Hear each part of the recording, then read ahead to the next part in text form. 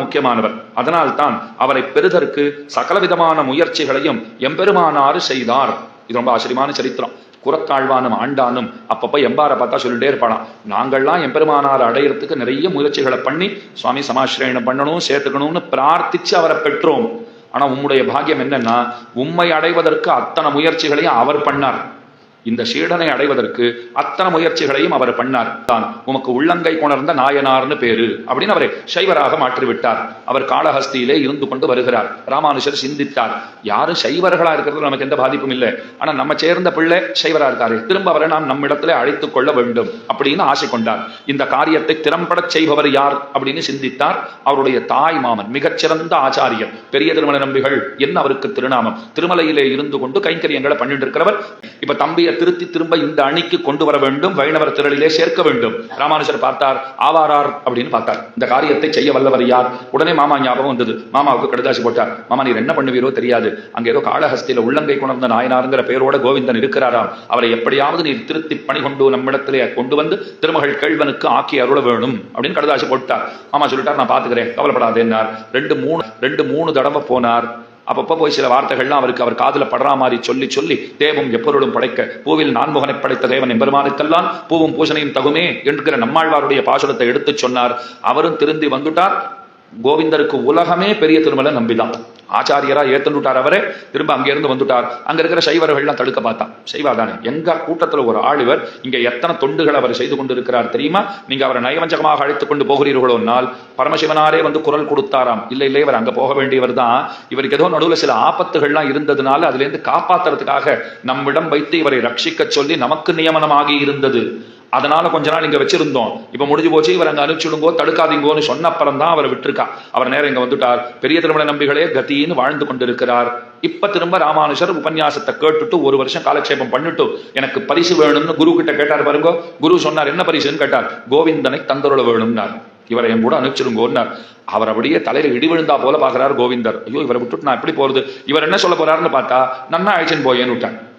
ஐயோ வேண்டாம், எனக்கு இவர் கூட இருந்தா ஒத்தாசையா இருக்கு, நான் விட மாட்டேன், எங்களுக்கு இவர் தான் பிள்ளை போல இருந்து பார்த்துட்டு இருக்காருன்னு ஏதாவது ஒரு வார்த்தை சொல்லி தொலைக்கூடாது. அவர் அதெல்லாம் சொல்லலை, நன்னா அழைச்சின்னு போமேன்னு விட்டார். ஒன்னும் சொல்லிக்க முடியல கோவிந்தராலே, ஏன்னா ஆச்சாரியருடைய நியமனம், நீ அவரோட போ அப்படின்னு விட்டார். கூட போயிட்டே இருக்கார். நேர திருமலையில இருந்து கிளம்பி திருப்பதிக்கு வந்தாச்சு. திருப்பதியிலேருந்து பயணகத்தில காஞ்சிபுரம் வரைக்கும் வந்தாச்சு. மேல ஸ்ரீரங்கத்துக்கு அழைச்சிட்டு போனோம். இவர் எம்பெருமானார் பார்த்துட்டே இருக்கார். கோவிந்தர் மூஞ்சியே நன்னா இல்லையா, வந்ததுல இருந்து ரொம்ப வாட்டமுத்து இருக்கின்றான் அப்படின்னு உடனே கோவிந்தா இங்கே வான்னு கூப்பிட்டார்.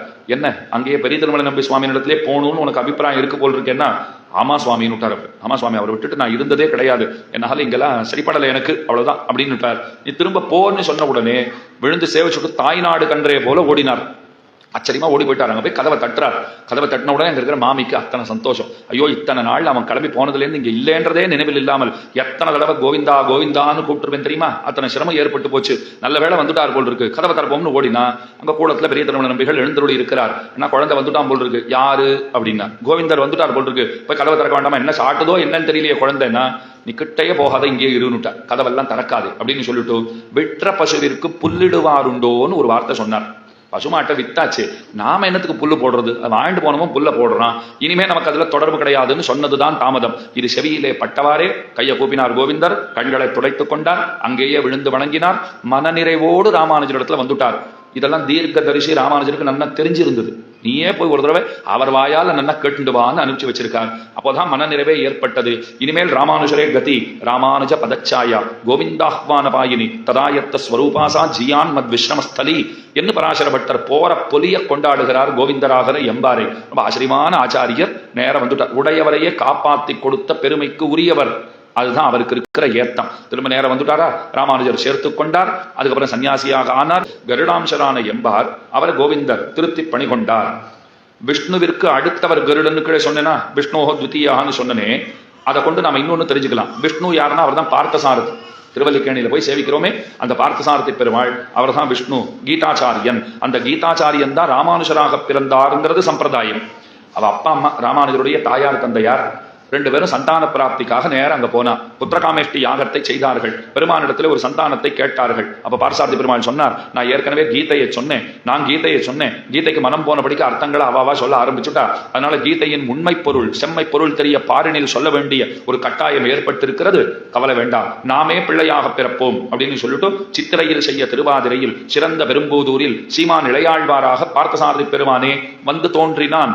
அப்ப ஏகஹான்னு சொல்லப்படக்கூடியவரான பகவான், முதன்மையானவரான பகவான், அவர் ராமானுஜரா வந்தாச்சு.